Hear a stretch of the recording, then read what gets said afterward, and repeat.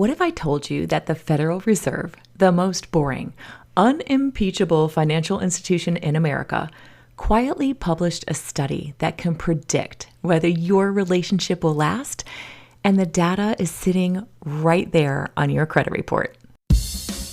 Ready to elevate your credit understanding and score? With insider tips and a plan, you can take action to improving your score, which can save thousands in unnecessary finance charges. Let's tackle today's topic with your coach, Credit Christy.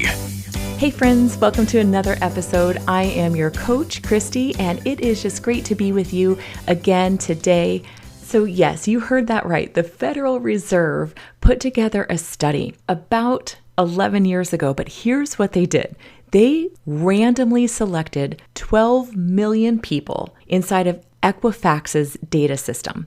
And then they scoured really 15 years worth of data. And based on that information, they came up with some startling conclusions of what your credit report could say about your likelihood of relationships, making it or not. Sounds crazy, right? So this working paper from a 2015 Federal Reserve study, it was done by Dacko, Lee, and Hayes, and they analyzed 12 million people over 15 years. So they weren't studying love, they were studying debt. And they accidentally found that one of the most powerful predictors of relationship success that we've ever had data on is right there on your credit report. So there's a few things that came out of this report that I want to share with you. The first is the matching finding. So what do I mean by that? People pair with partners of similar credit scores. This is called credit score assortative mating. It's just like education and attractiveness. We sort financial behavior without even realizing it. We get attracted to somebody who's similar to us. But then there's the gap finding. And here's the number that matters. A 66-point score difference at the start of a relationship was linked to a 24% higher probability of separation in years 2 through years 4. Not year 1, years 2 through years 4. So that honeymoon year protects you, and then reality hits later. So the researchers didn't say it was about money directly.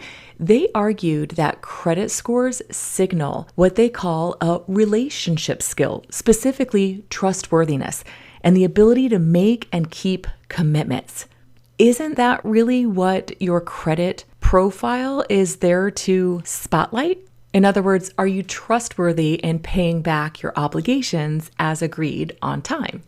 So the funny takeaway for me on this is the Federal Reserve just said your credit report is secretly a character document.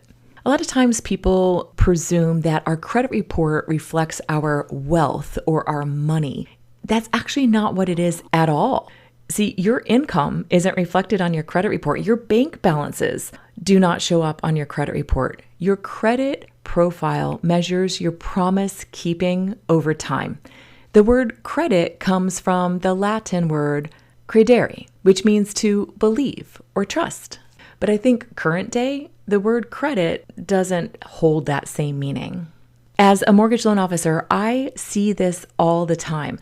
I'll pull credit for a couple, and one might be in the high 700s and one might be in the low 600s. And quite honestly, that lower score is costing them a lot of money. I don't think that there's blame or pointing fingers, but you can definitely hear it and feel it in the conversations that difference is a pain point in that relationship.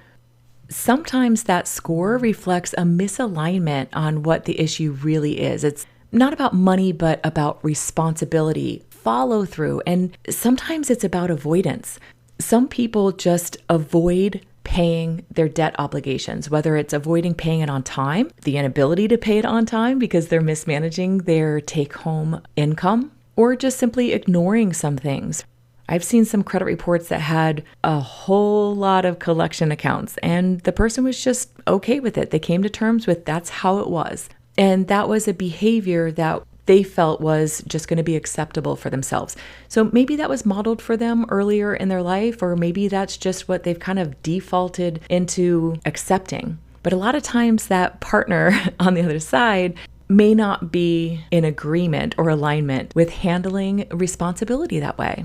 And I think that's where things come up as a money issue. So let's talk about the behaviors that a credit report actually does track. First, do you make promises you can keep? And really this focuses on that payment history. And that payment history makes up 35% of your overall score. Second, do you take on more than you can handle? If you've listened to any of my other episodes, you know that debt utilization on credit cards that's greater than 30% can really negatively impact your credit score. And it's because you're taking on more than what you should. See, credit cards were really meant to be kind of an extension or a forward of that money, and then you pay it back. Some people get paid once or twice a month. And so maybe you need that credit card to pay your gas and your groceries and some of the bills, and then you pay it off. It wasn't meant to be like an installment loan where you put this large balance out there and maybe make the minimum monthly payments only. It was intended for it to be more transactional, right? Borrow money, pay it back. Borrow money, pay it back. That's simple.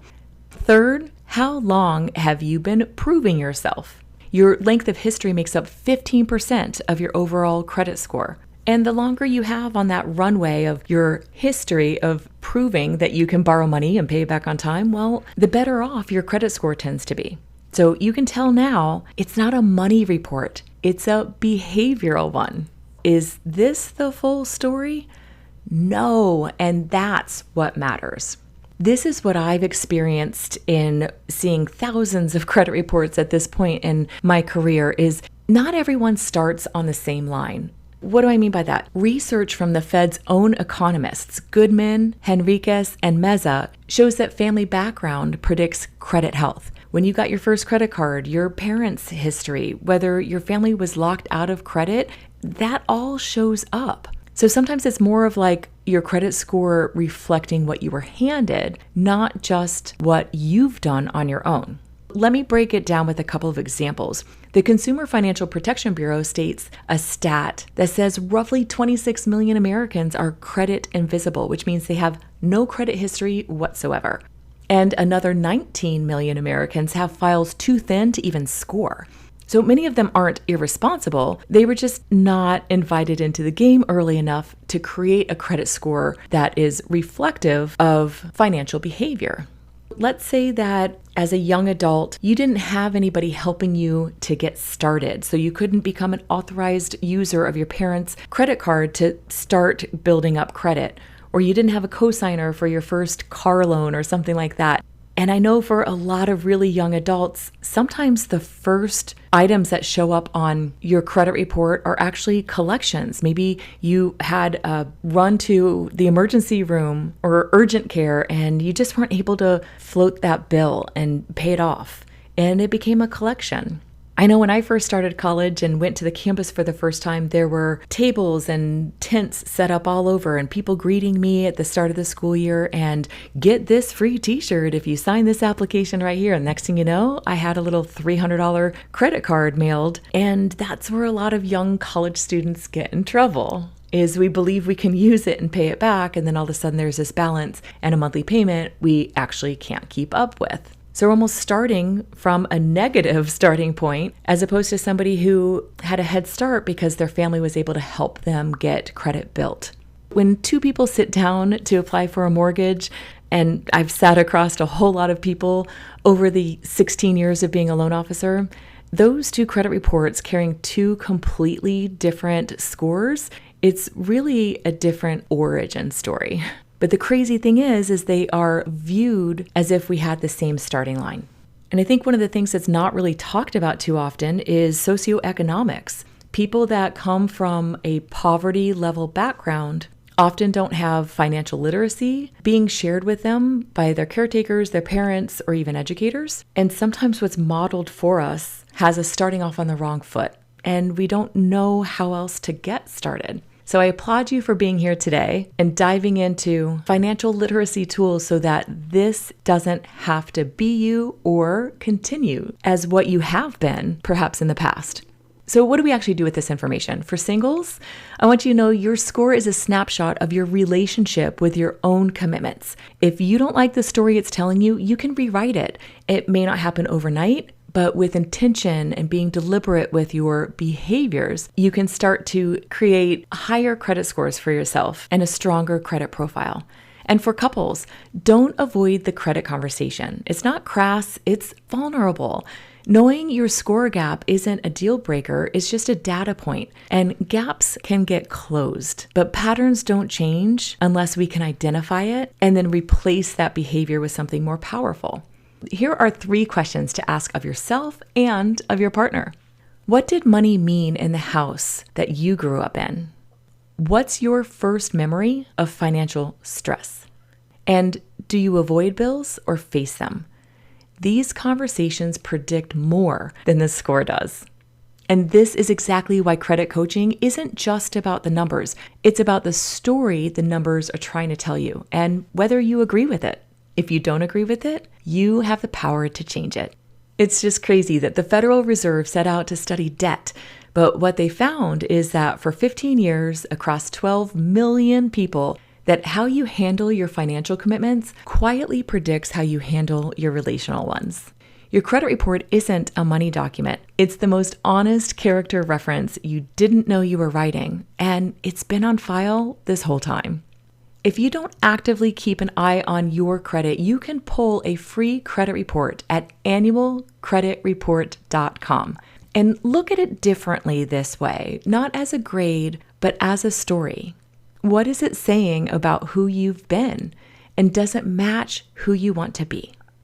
If not, take those next steps to start reflecting the type of behavior of the person you want to be in this world. Hey friends, thank you so much for listening. And until next time, stay well. Subscribe now and share with a friend to stay in the loop for new credit content and insider tips to maximize your credit knowledge. And follow Credit Christie on Instagram.